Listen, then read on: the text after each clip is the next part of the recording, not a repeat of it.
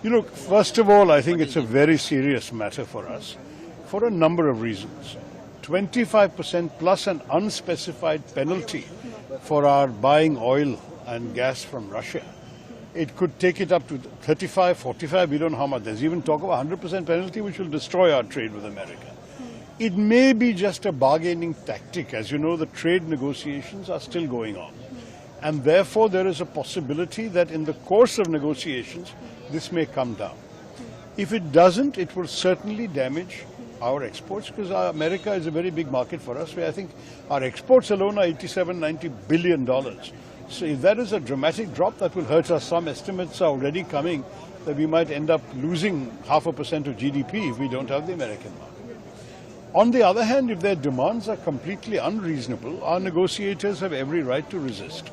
For example, we have about 700 million Indians who are dependent on agriculture. We cannot risk their livelihoods to make America happy. America has to understand our needs as well. Actually, our tariffs on America are not that unreasonable. It's about 17% average.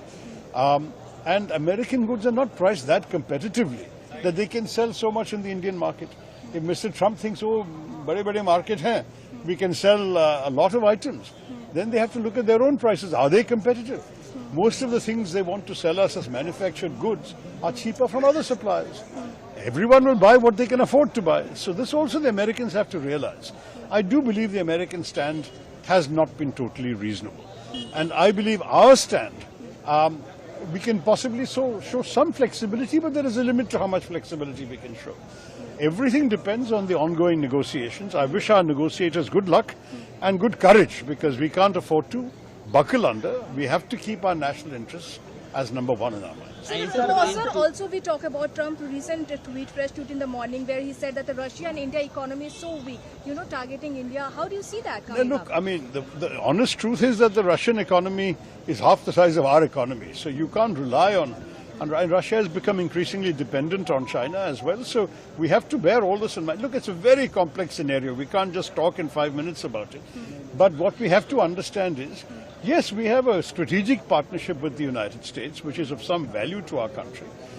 But there has to be a reasonable conversation amongst friends. You cannot have a situation where one side makes unilateral demands and us as a country, we have to just take it lying down. That will not happen.